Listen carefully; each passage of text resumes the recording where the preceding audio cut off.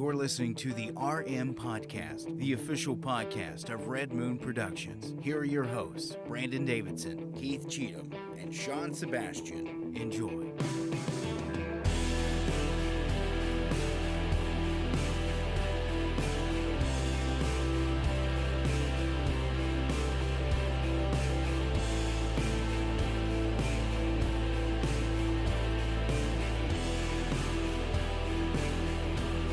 Hey, all you cool cats and kittens out there, it's the Red Moon Podcast. That's right. I'm bringing back a classic. Wow. Nobody's referenced Tiger King in a while. Classic? Has it been long enough to be a classic? It is now. Yeah. I'm one Did of you your see hosts. that she was awarded? No. She owns his thing now. She does. Yeah, the courts Oh my awarded her. gosh.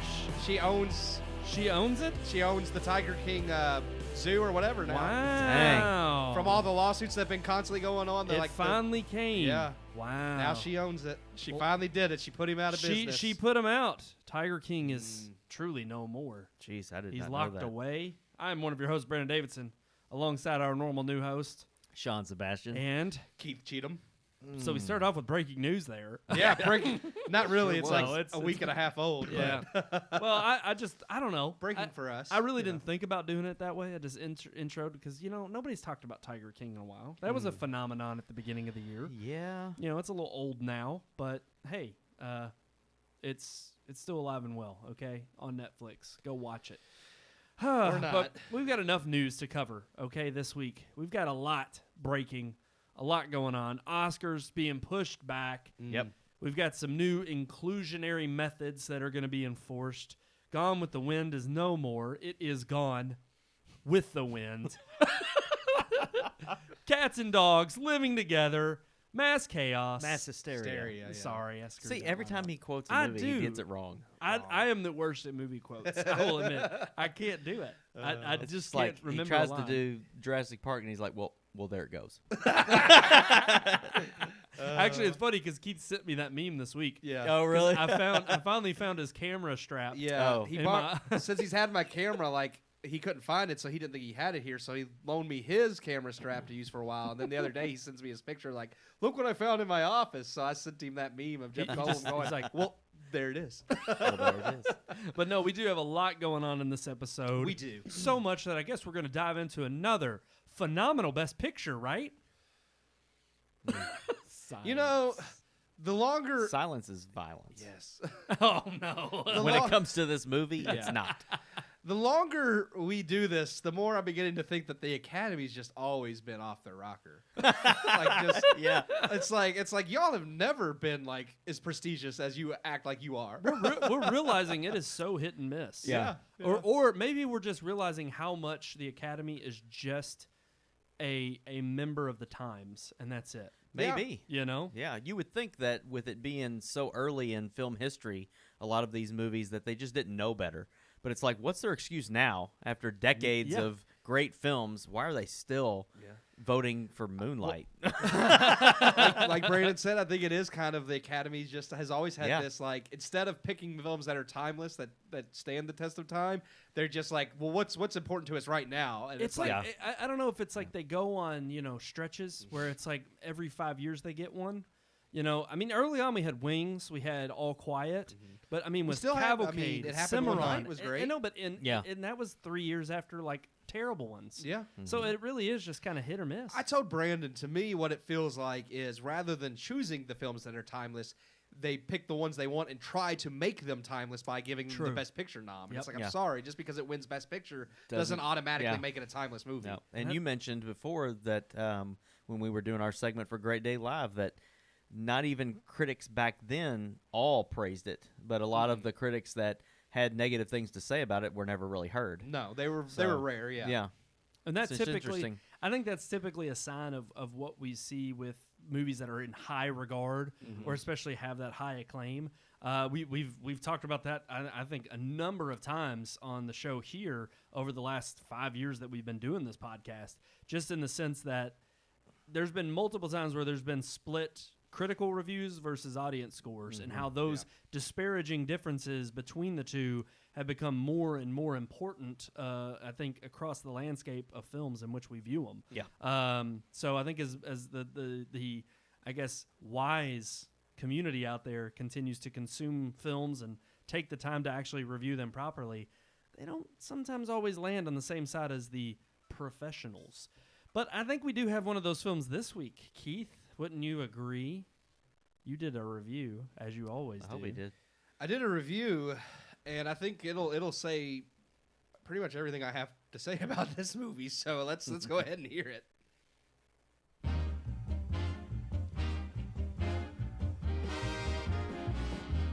The great Ziegfeld may have lived larger than life, but the Best Picture-winning biopic based on his life is anything but great. Released in 1936, The Great Ziegfeld was once considered the pride of MGM, the studio that released it, garnering critical praise and grossing over $4 million, a massive intake at the time. With a runtime of nearly 3 hours, it was also considered the longest musical ever made during its time. With extravagant show-stopping numbers based on the real-life Ziegfeld's review-style shows, The Great Ziegfeld once inspired awe. Not everyone at the time was impressed, though, with the rare critics who disliked the film calling it a bloated mess. In more recent years, the film has been criticized for being an exercise in sheer excess with little else to offer. So how does the 9th Best Picture winner stack up to its predecessors, and does it contain that timeless quality that we here at Red Moon judge all Best Picture winners by? Much like Cimarron and Cavalcade before it, The Great Ziegfeld was supposed to be a film that spanned many years. More specifically in this case, covering the life of Florence Edward Ziegfeld.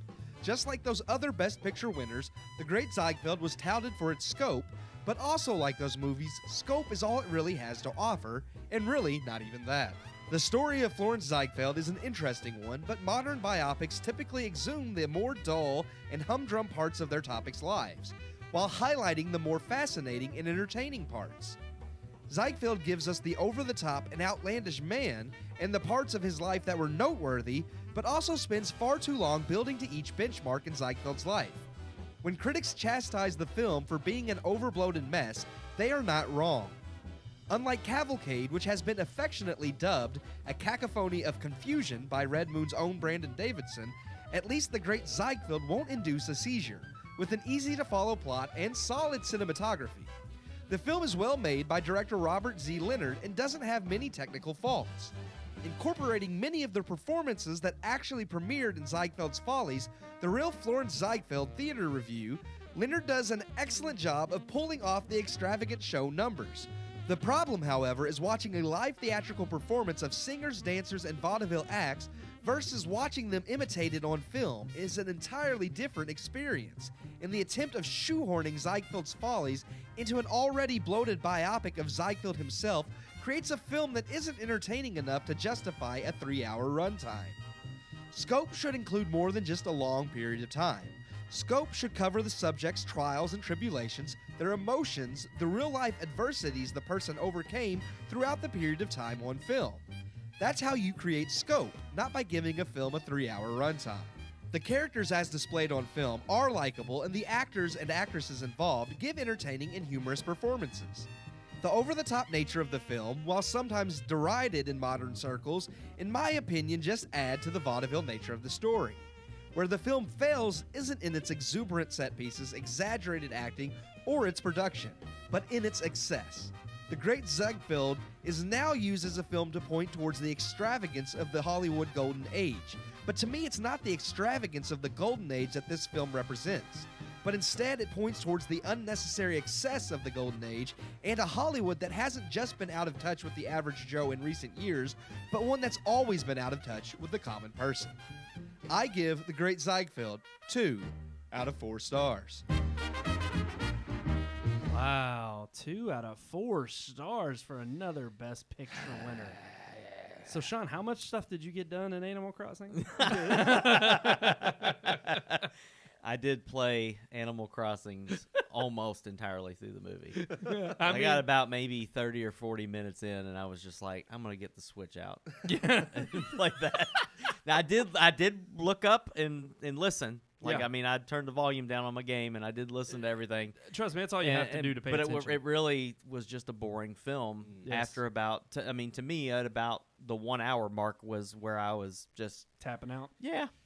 Yep. Yeah, it just when you get through it and like you said, like that 1 hour mark, it's still nothing of notes really happened. I'm just like, I still have 2 more hours of this. To be fair, I didn't even know it was that long. Like Yeah. I was like, is this ever going to be over so I can go to bed? Yeah. Like, I mean, You're but I sitting there did. thinking you're gonna watch like an hour movie. Yeah, you well, know, not an and a hour, half. but still, it was just Yeah. like, gosh. That's no. I just didn't pay attention to the runtime. Yeah, that was actually one thing that shocked me. I didn't see it until the day before I watched it. Yeah. And when I saw 2 hours and 56 minutes, I thought, oh, God, Yeah. this is going to be awful. Yeah. Yeah. I don't know. There's something about just that decade in general and knowing, like, okay, Gone with the Wind is 4, Yeah. but I can stand that. That's a good movie. Yeah. And, good yeah, movie. Well, maybe.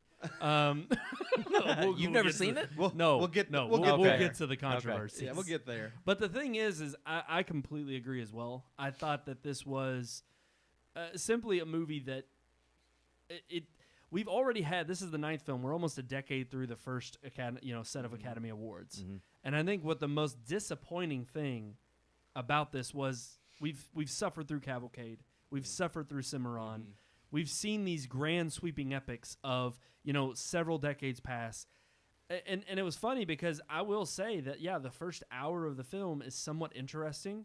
You're kind of wrapped up into who this character is. What is he going to do to get out of the debacle of trying to make it as, I honestly just thought it was like a struggling entrepreneur type film. Yeah, and he's going to somehow, because of a sly character, his way with words and way with people, he's going to be able to get himself out of this rut. Yeah. And then it becomes like literally, I think throughout the movie, there's 4 times where he goes through the same rinse and repeat model. Yeah. And it's just ridiculously. It was like a really bad version of Uncut Gems. Yes, I was going to thank you. I was Yes. actually just about to mention I'm that. sorry. No, but you're right. There were so many. Like I kept watching this movie, and there were other movies I thought like Uncut Gems. I was like, okay, Yeah. he gets ahead, and then he blows it all away. And then I thought, like the whole vaudeville nature made me think of The Greatest Showman. Yeah, it's very and reminiscent. I'm like, and Yes. both of those movies are shy of 2 hours and very good. And I'm sitting here thinking, this movie's 3 hours long and has nothing in it. Like they go through, and granted, I know The Greatest Showman is a very fictionalized version of P.T. Barnum's life, but Right. still, they go through P.T. Barnum's life, or And the a musical the with most that, significant part of P.T. Yes. Barnum's life, in about 90 minutes. Yeah. Whereas this movie's 3 hours long, it doesn't even show you half of what's in that movie. Yeah. and And it had some good comedy towards the beginning. I felt Yeah. like there were moments when I was laughing at. I really thought right towards the beginning it was really funny when they've got the 2 people are standing on either side of the street from each other and they're trying to get people to come to their show. No, come to my show. And then one guy says, he's like, I'll give you a taste of the dance, just a tease of the dance that's going to happen in here. And the lady just like shakes for like 3 seconds. And then he's like, just a tease or just a sample. And I'm just like, that's funny because it's just like, no, I'm not going to show you the whole thing. You got to come inside and pay me money. The Sandow character, the world's strongest man, I thought he was hilarious. That was he hilarious. was funny. I mean, when they like, he doesn't want the woman touching his muscles. Yeah. And, like he's just like sitting there, and you can tell he's like he's uncomfortable the whole time. Yeah. But then even the guy that comes up to deliver the telegrams, and he's just like he has this weird, wacky, crazy laugh, and he only does it twice. Those big teeth. But the thing was that caught me off guard, and the first time that it happened, I laughed hysterically because I was like, that was out of nowhere. I know. But I mean, and it was weird because there was even a point where I think the part we're talking about with the strong man and the women touching his muscles, I thought that happened within the first like 15 minutes. No, that was in the first hour. Yeah. It was. And yeah. when Later you in the all movie. told me that, I was shocked because I was sitting here and I was thinking, Like nothing happens up to that point. nothing really. happens. But then I was also shocked because I'm like, well, at least they got the first hour right because I didn't think I was watching for an hour. The first But like, man, the it first drags third after that. was entertaining. And honestly, like when it starts up and that scene with him, like the thing that I noted most and that it got me excited, and then I lost that excitement about an hour through the movie was, and it's a silly thing to be excited about. The guy that plays like the competition, actor Frank Morgan, is the wizard from Wizard of Oz. Yes. Yeah. And, Yeah. and when I noticed saw that. him, like, because he had that You same hear his like voice showy, and you recognize his voice but he had that immediately. same showy personality. It's like, oh, this is gonna be fun because he was a lot of fun in the Wizard of Oz. And then it just drug on, and it's like, okay, now the fun's gone. Yes. I mean, it did not need an intermission. It literally needed half the film cut. it could have been told in an hour and a half. There was one piece in it, one musical number, which, granted, I know that you had mentioned this before after you finished cutting your review. You were saying that they call us a musical. It's not really a musical. Yeah, I mentioned in the review it was considered at the time which I think Les Mis is now the longest musical, but at the time it was considered like the longest musical on film or whatever. And I'm like, but it's not a musical. It's like, not. I mean, there are some song numbers, but just because like you have like people on stage performing a song number doesn't make the movie a musical. And but that was the thing. There was literally one piece in it that I actually liked. Yeah. And I thought that one, as far as the production design and the way it was honestly just one solitary shot, but the way the set was created helped kind of move that piece along, and it became more interesting as it went on. Mm-hmm. But other than that, all of their other set pieces I was bored with after 5 minutes, and I just wanted the pace to pick up. And then it came to the same thing with the exposition parts. I mean, it literally was like exposition, a musical, number or melody, an exposition, then boom, rinse and repeat. Yeah. And it was like every single time there was this big grandiose number, then it would be back to a scene of, oh, here he is in trouble again. He needs more money. He needs to get a new set of people up and running. And it just, it was, I was just tired of it. And I really did. I was like, how much longer is on this film? And I had 30 minutes left at that point. All honesty, the most entertainment I got out of the movie was reading about all the behind the scenes stuff, like when I was going to write my review. Like the movie itself was garbage, but all the stuff that happened behind the scenes and went into making the movie, I was like, that stuff was really cool and interesting. Should have made a movie about that. Yeah. Make a movie about making a movie. Yeah. They could nowadays. The Disaster Artist. Exactly. It's a great movie. But it no, is. I agree, Keith. It's just like so much in this was just, again, I think it's a problem that we're seeing with these earlier films in the industry. I think it truly is, scope and high production value that they're trying to get away with being part of what sells people. Now, granted, I understand that back then, and even nowadays, I mean, spectacle goes into why people go to the theater. I mean, there is a difference. We talk about seeing Christopher Nolan's films in IMAX. Yeah. I know that going to the theater back then was kind of an all-afternoon adventure. If you pay your money, you want to get your money's worth, and you're getting more than that with 3 hours. But I would contest that you're not getting a lot for that, whether it was a nickel or not. It's like this movie is absolutely... It's like, I pay my money, I don't want to fall asleep in the middle of it. Yes. Yeah. Exactly. And that's exactly what I felt with this movie. I just felt that even though back then they're trying to hit that spectacle note, like they did with Cavalcade and Cimarron, and they're hoping that the set pieces are what draw people in and what make them amazed, I'm bored. And it's not, and I know people will say, well, now you're just tainted. You're tainted because of what you've seen today. Yes and no, because like I said, we talked about it off screen, but it's like, but you can even go back and look at movies of that era, like King Kong, It Happened One Night, Lady for a Day, the war movie that aired this. All Quiet. I mean, there's so many movies from that era that were better. So it's like, if I can see movies from back then that I still think are amazing today, then the Best Picture winner needs to be a movie that I think is still amazing and that's something that I think we're still, obviously, it's hard. I mean, 3 hours is enough for 1 week, but it's hard enough to already just review the amount of films that we're doing in terms of all the Best Picture winners. It's hard, yeah.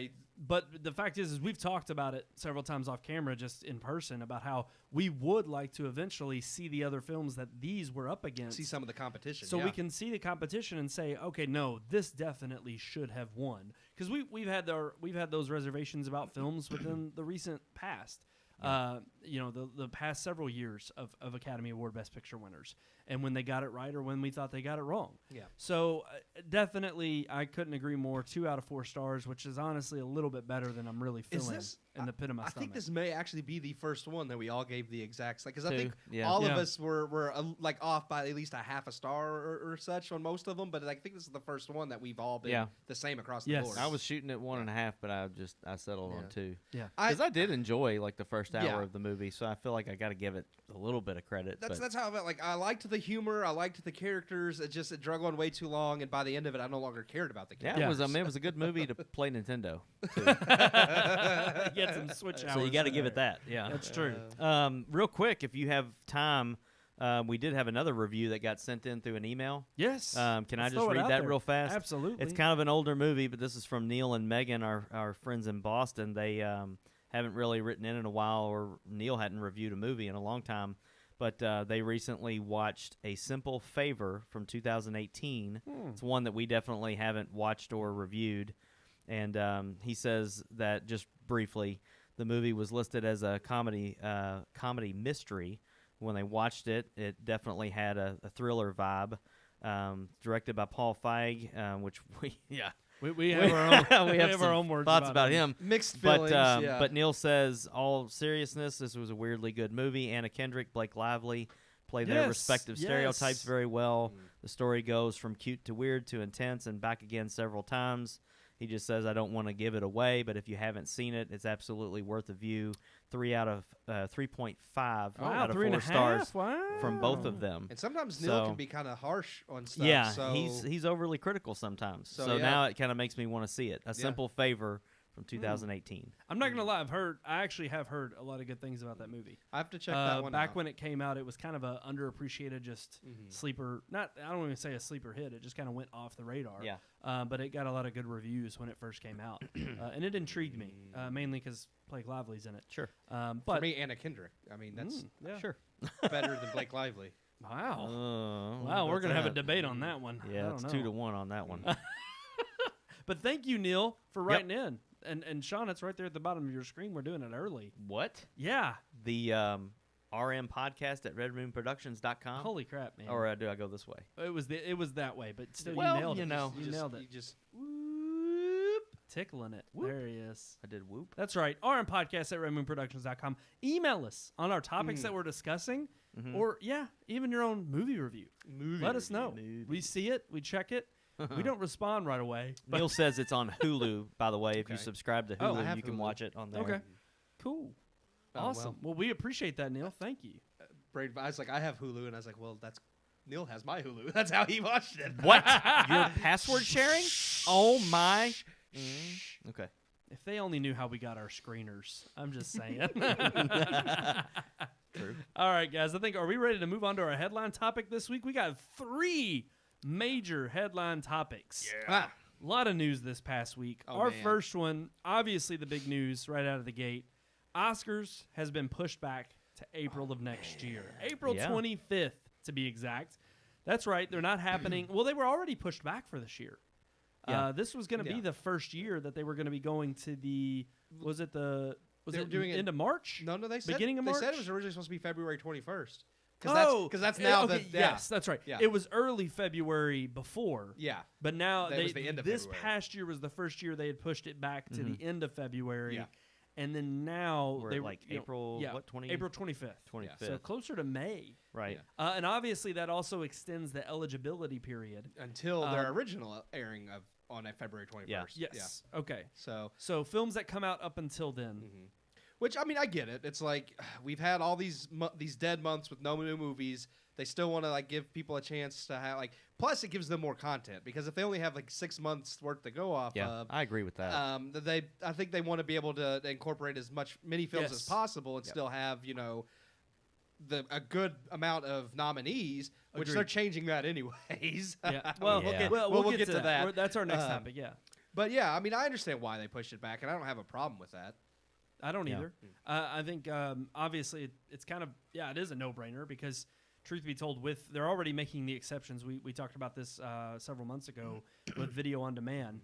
However, it has to have had an intended theatrical release, but they will be allowing those to be eligible for nomination as well for this year only. So you got to think like all the blockbusters have been pushed back to like November. Yeah. So if all the Yeah. blockbusters are airing in like September, November, then these smaller films are going to get drowned out by the blockbusters anyway. So it makes sense that they push the Oscars back so that the smaller films that tend to get nominated have a chance to come out and still be seen. Yeah. Because I mean, if you start releasing all these smaller Oscar nominees up against Black Widow and Jurassic World, I'm sorry, those movies Who's are to going say that those aren't nomination worthy? they're not. Just Yeah. Jurassic World definitely is well, not.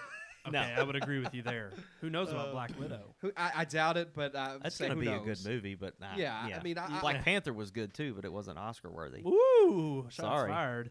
I'm just saying, not many Marvel movies are Oscar worthy. I don't think really any of them have. No. Like, I mean, I love them. Trust me, I love them. Was but the only one that I thought. That could have been. And the reason why is, yes, for, I guess we already kind of argued about this with the Great Ziegfeld or Ziegfeld, whatever it's called. I truthfully think that sometimes certain nominations are warranted for at least, scope and grandeur. And not to say that. I think when you have something on the scale of what Marvel and the MCU has done for it to culminate in a game like that, like I can understand why you would give them maybe not Best Picture, but I mean the heck they gave Disney like that honorary for Snow White and the Seven Dwarfs because that was something that had never been done before. Yeah. They could have given them like, hey, y'all did something with film, like you launched the whole shared universe concept. Yeah, like just that some kind of a film, new achievement in film or something like that. And they probably did. And there's obviously not just the Oscars that are televised. There's Oscars for technical achievements and whatnot behind the scenes. Yeah. So there's sometimes things that aren't televised that still are awarded to those films. Yeah. However, I will say I think it only makes sense for them to have pushed it back. However, I still think this is going to be a very poor year for Oscars. Oh, yeah. I mean, as far as what's releasing, like you said, smaller films. The thing is I don't know about Cannes. I don't know about, BAFTA was pushed back Sundance to April also. Okay. 2 weeks before the Oscars. And see, and that's the thing. I don't know with these other smaller film festivals in which a lot of times some award-worthy films get bought up early on from the film festivals, distributed widely, and then they go out and are given a nomination later in the year. And, I don't know if a lot of those film festivals have been canceled, how many circulated films are there going to be that even come up during award season? Or is it going to be our typical onslaught of blockbusters with a little, sprinkling of more deeper content. This year's going to be really interesting for the Oscars anyways. I mean, you have the COVID-19 outbreak, so that everything's pushed back. There's less films releasing. And then outside of that, not to get political, but there is a lot of cultural things happening. Boom, we're moving on to topic 2. And it's going to affect, it's already affecting the Oscars. They've already announced changes in that regard that will start taking effect not this upcoming year, but next year. And it's very interesting to see. Like, and it already instituted changes that were in effect this year. Yeah, but that doesn't include the. We can get into the topic as the diversity inclusions. They're talking about the Oscars. They're going to change the eligibility. Eligibility. Wow. They're going to change elegy.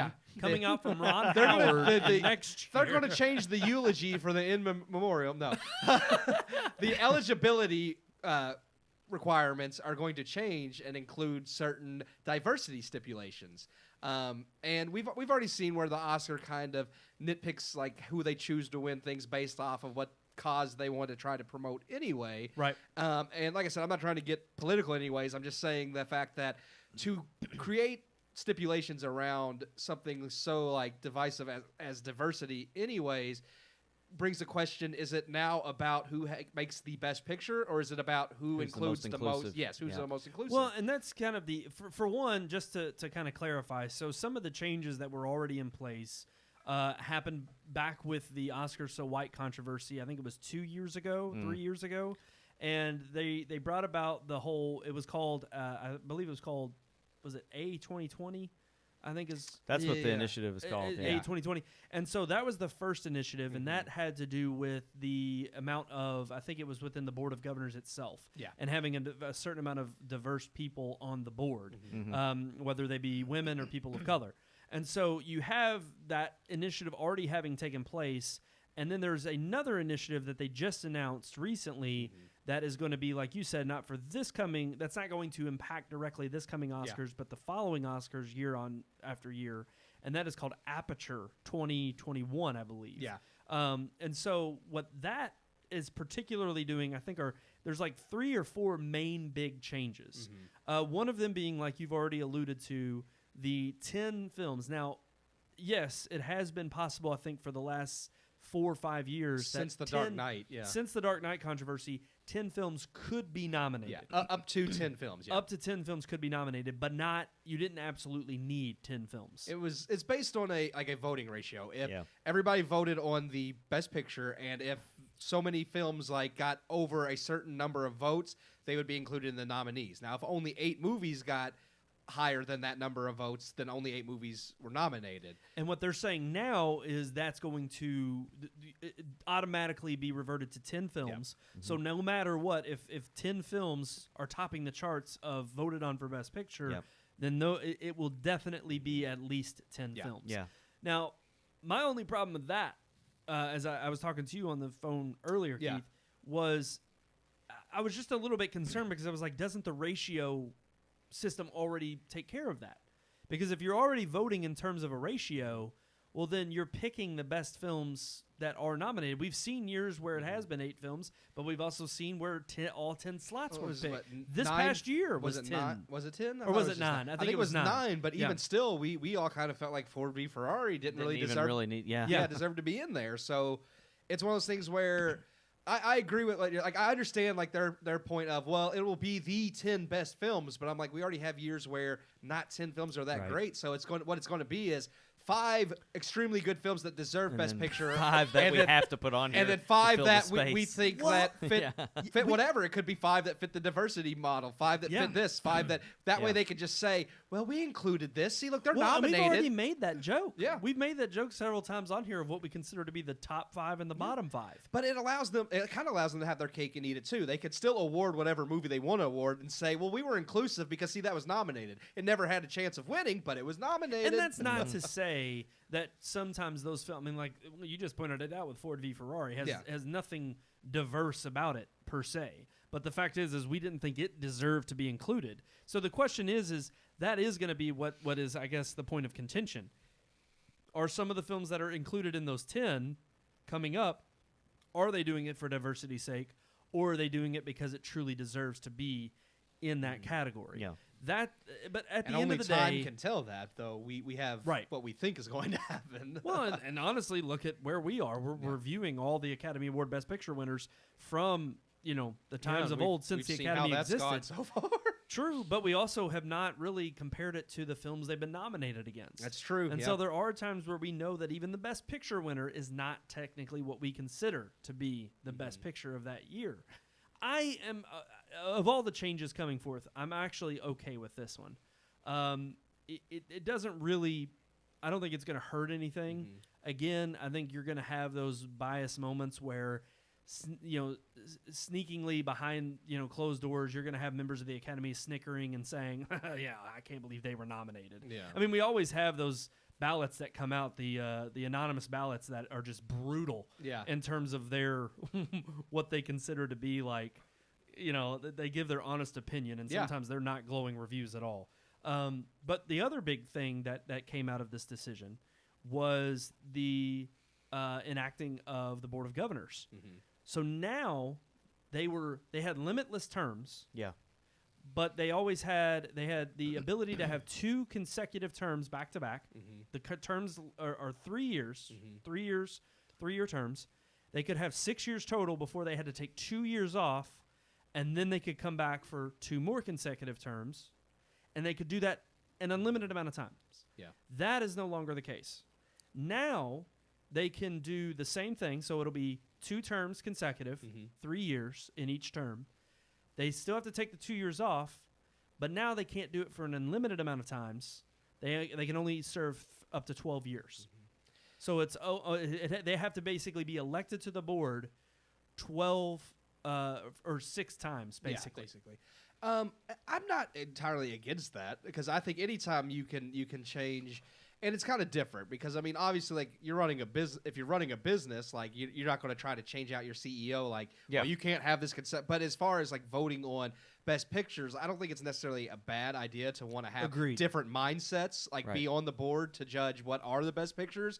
Because when you have the same people year after year after year, you start getting the same type of Best Picture. Yeah, their taste isn't going to change. Yes. And as long as they're voting on it, I mean, all of them they're trained to have an unbiased look on all of these movies. They're supposed to, but we know from the winners themselves that can't be the case all the time. So to me, to have them switched out, the only problem I have is it says here that they can have up to 9 years, then they have to go on a 2-year hiatus, and then come back and serve 3 more. And I'm like, seriously though, 9 years consecutively, that the same people are deciding the fate. Oh, I thought it was still. No, it they says said they 9? can serve up to 9 years. Then they have to take a 2-year hiatus, and then they can come back and serve 3 more years for a maximum of 12. Okay. And so that's like 9 years in a row that they get to. That's a decade that they get to dictate. I don't what's like best that. Picture, Yeah, I don't like that at all. Well, and I will say the only thing that I see, at least I didn't know. I actually overlooked that. I thought it was still they had to do 6 years. They can do a 2-year first break. and second term back to back, and then Yeah, they'll be allowed to complete their 9-year service before an obligated 2-year hiatus, after which eligibility renews for one additional and final 3-year term for a maximum of 12. Yeah, see, I don't know if I do like that. Because to me, the one thing that I liked about this change was that they were limiting the amount of terms the Board of Governors could have anyway.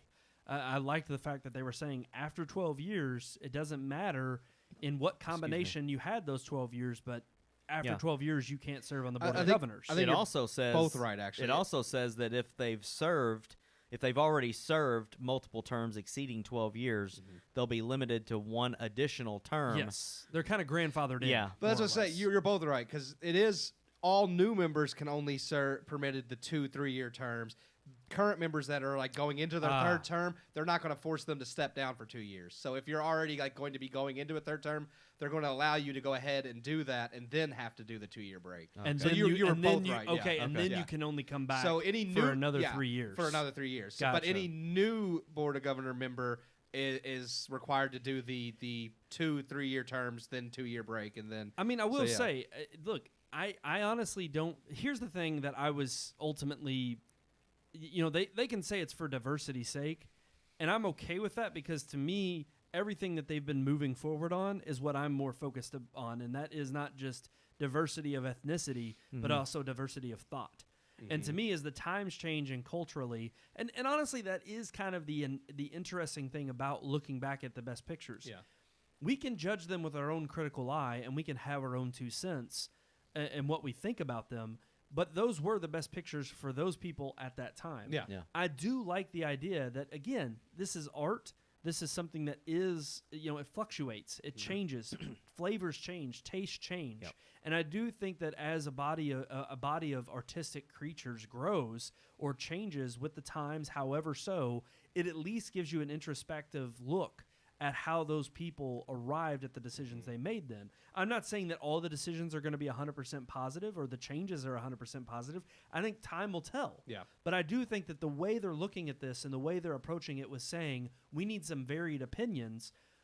That doesn't necessarily mean that the people who are elected are going to just immediately say, well, I'm black and I'm going to only vote for black films, or I'm white and I'm only going to vote for white films. I 100% agree with having like a diversity of opinions and ideas. That's why I like the idea of having the Board of Governors change like this, because it's good to have different thought ideas. But that's like you said, that's where like true diversity comes from, is people with varying different ideas, not the same people thinking the same thing over and over. Yes. Now, if like these diversity stipulations are along those regards, I think they will get a positive outcome. But if they're like, you have to have this many like X's crossed off and this many of that in your film represented, then at that point it's you kind of shoehorn people into only making a certain type of film, and at that point you do lose true diversity.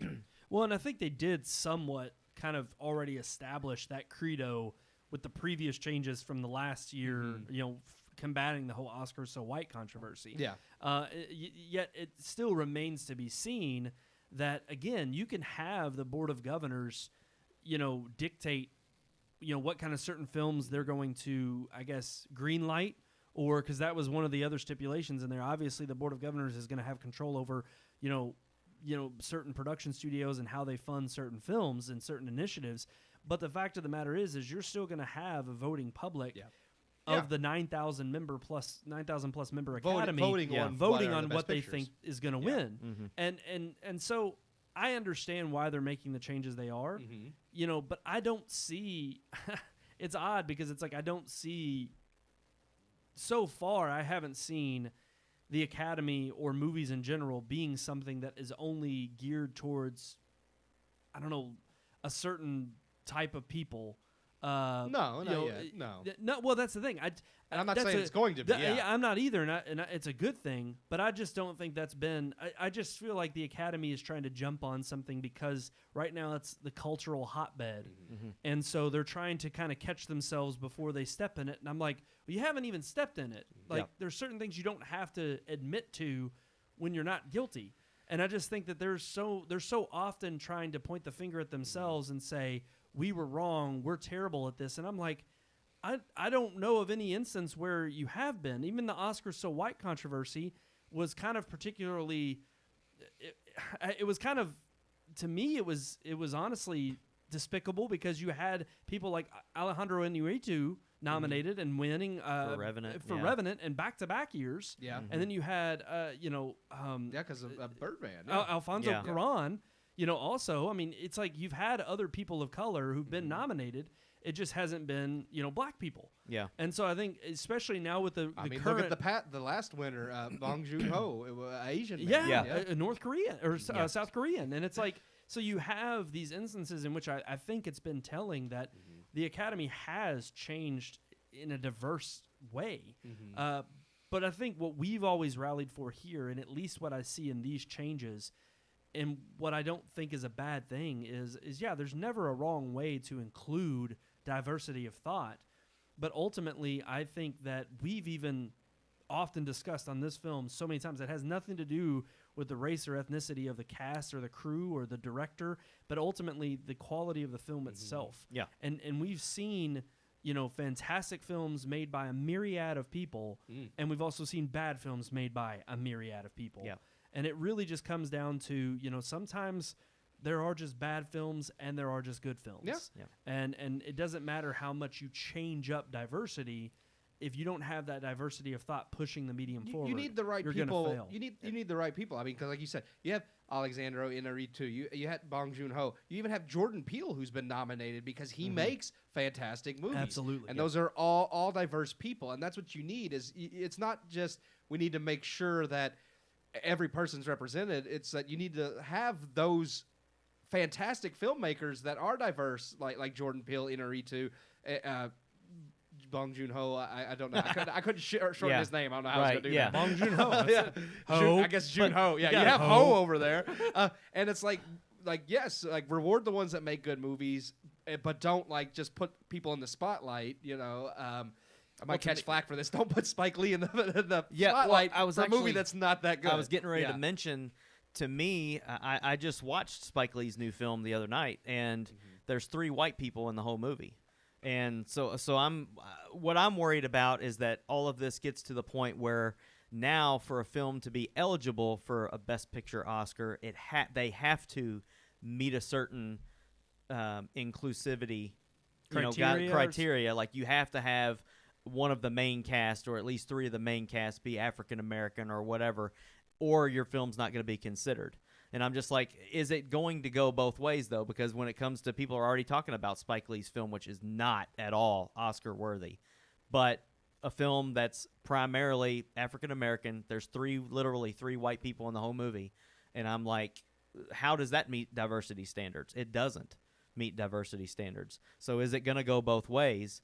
Or is it only going to be one-sided? And that's what I think. That's is what I'm really worried about. That's the what Academy I think is unclear making these right guidelines. now because the guidelines don't stipulate anything. No, like they that. don't. But I think, like you said, that's exactly what I'm talking about. That slippery slope of going down and changing things for the sake of change when nothing has really proven to be an outcry. I mean, yes, we've heard outcries from the industry. But typically, it's from people who are just they're smaller groups making a louder. It's not a majority of the 9,000 voices that are in the industry and in the Academy. And I'm not saying I understand that black people are a minority. I understand that Asians are a minority.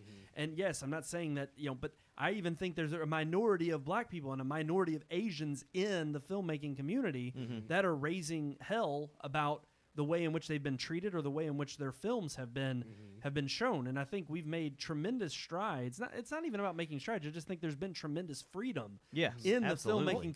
the filmmaking community. I say in the even before, because it's funny, and it's like you said, like even before the Academy started making a move towards being diverse, within this last decade, you have seen a lot of diverse directors up and coming. You have Ava DuVernay, you have Greta Gerwig, you have NRE2, Bong Joon-ho, Alfonso Cuarón, Jordan Peele.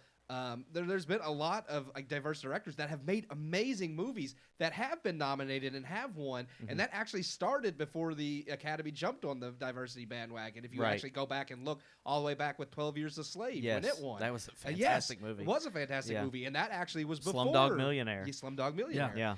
And it's like it's funny which that was directed by Danny Boyle. It was. Well, it was directed true, by a white man, but but you do have a lot of diverse, and I love all of those movies. And I'm definitely not against seeing diverse movies at the Oscars. But the thing is, all of those movies deserved to be there. Yes. It wasn't because they were diverse. It was because they were fantastic movies and deserved to be there. Right. And that ultimately is, at the end of the day, what I am going to always hold as my criteria. And I know, and that's not to say there aren't, minority films that can be made that don't deserve to be included. It's just I would hope Tyler Perry's Medea films don't deserve to be no, there. I'm sorry. And exactly. and that's the thing. And I'm not saying that anybody's clamoring I don't think for anybody those. is making a case for that at all. But his wouldn't meet the diversity standards either.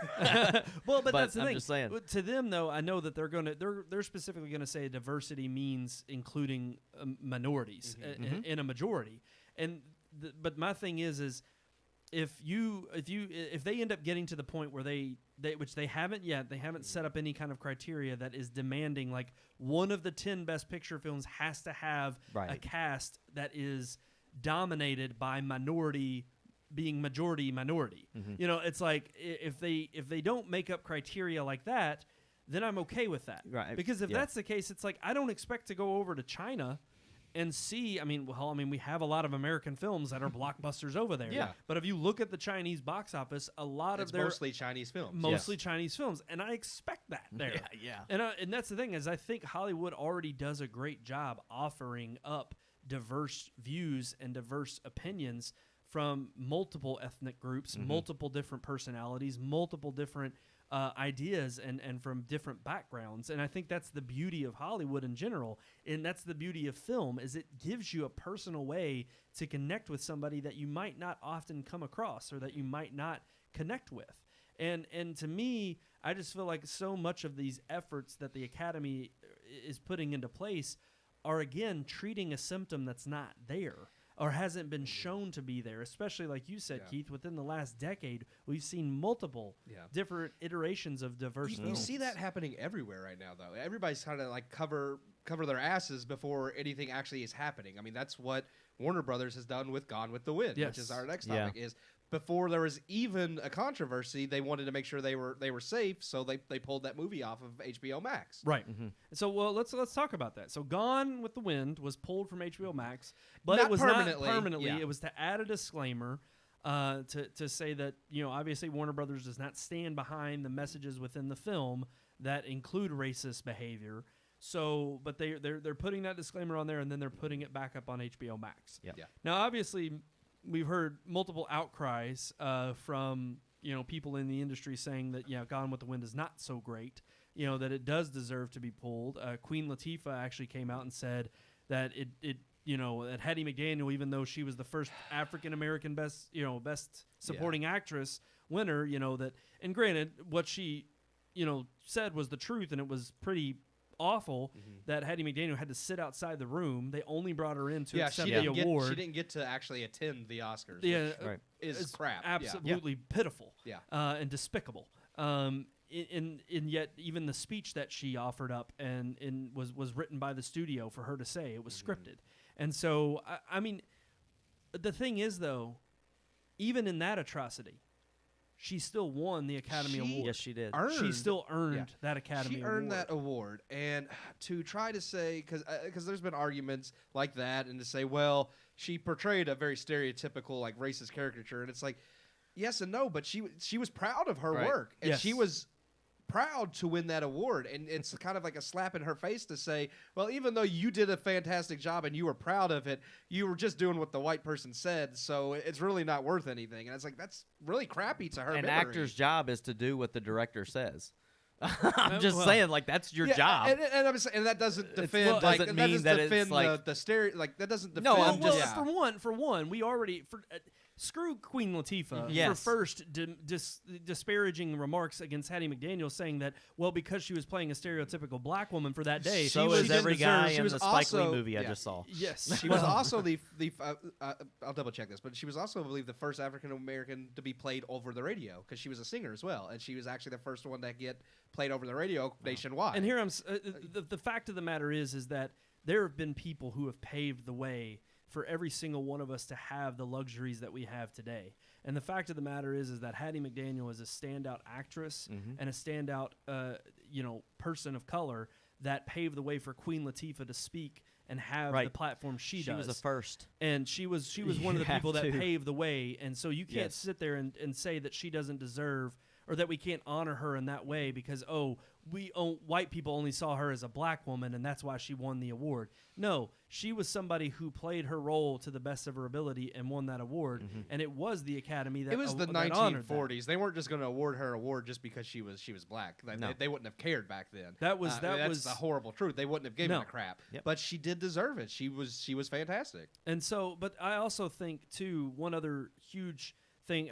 I'm not about to, Warner Brothers is a business. I don't think it's the wrong move for them to take down the film, put up a disclaimer. But here's my issue: if you're going to put up a disclaimer because it is one of the most notable films in film history.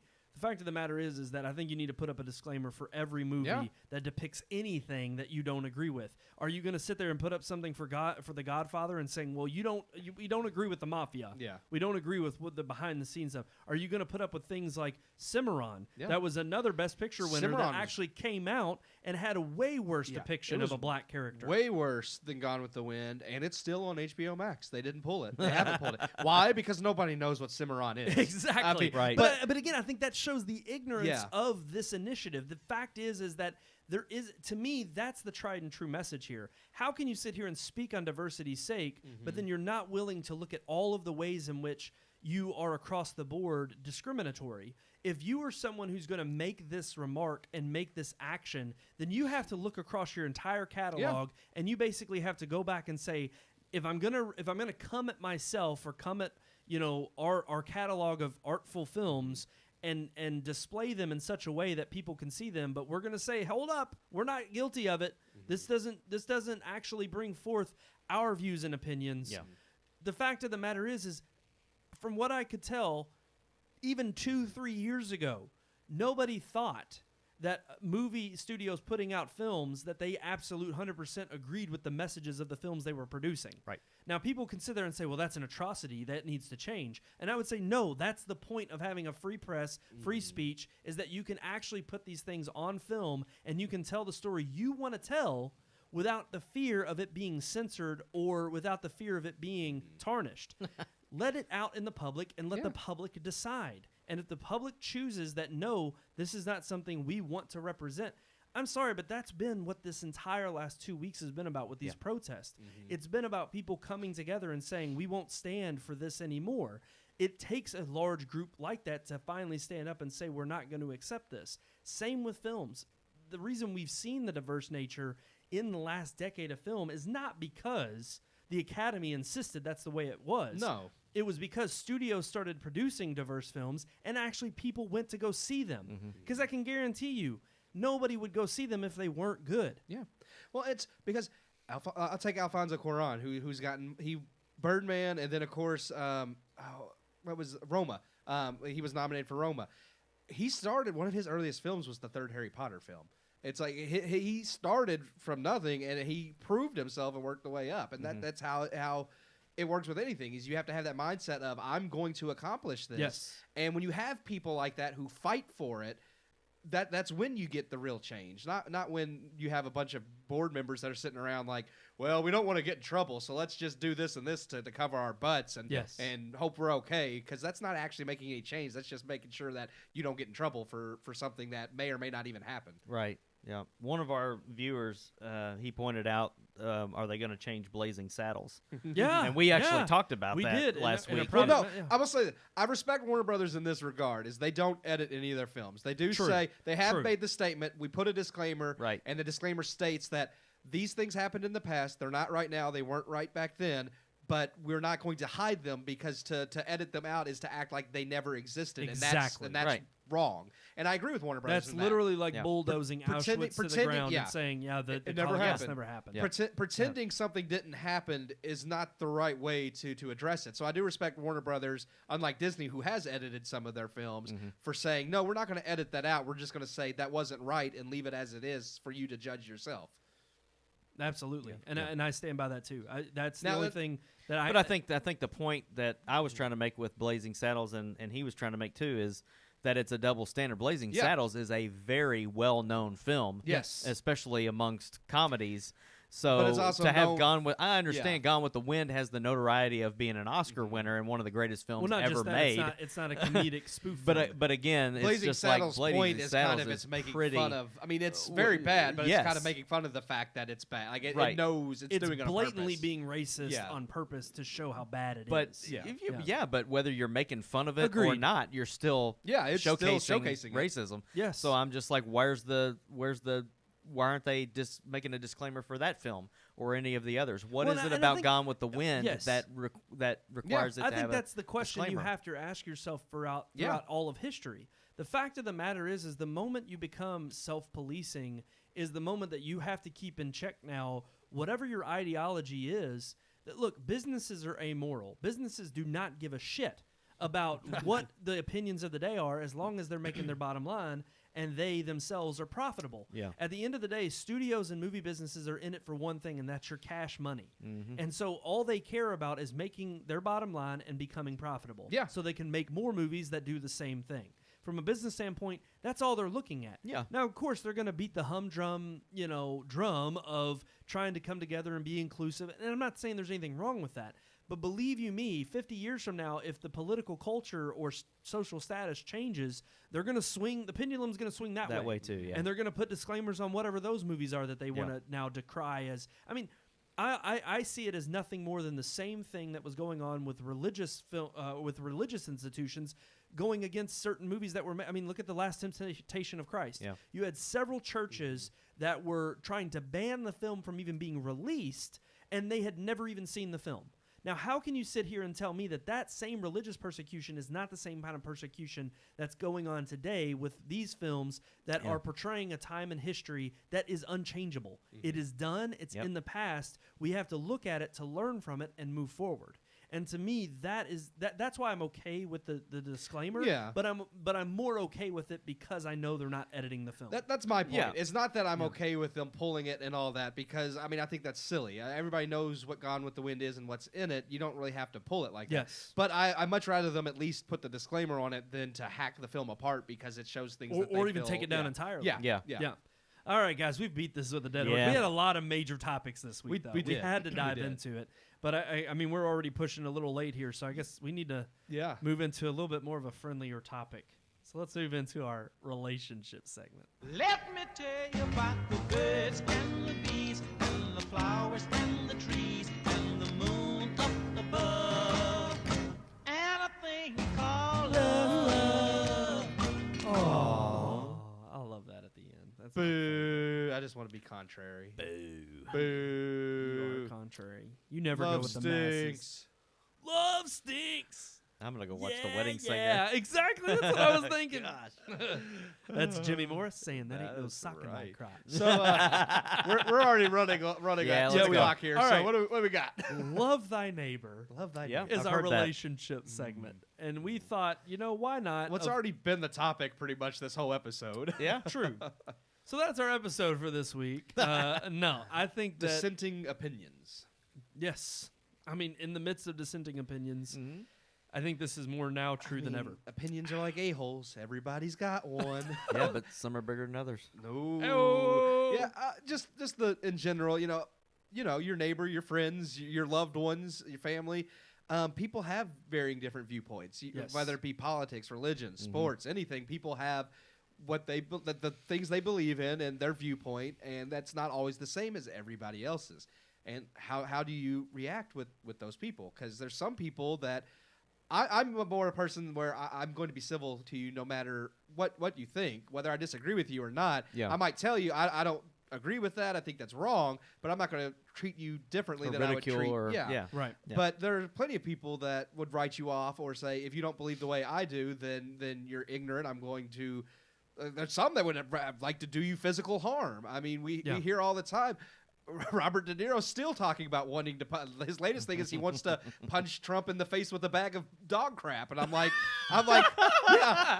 where is he? Yeah. Yeah, he said he wants to hit him in the face with I a just bag think of it's poop. funny. It's just like people think Trump talks out of his ass, and I'm like, so does Hollywood. Yeah, all the time. And my thing is, whether you disagree or not, there is a way to treat people civilly. And Yeah. is that the mindset you believe people should have? Or No, Right. I agree. I think, again, a lot of diversity and a lot of changes throughout our culture. I think ultimately what it comes down to is being a decent human being and your individual, your morals and your values.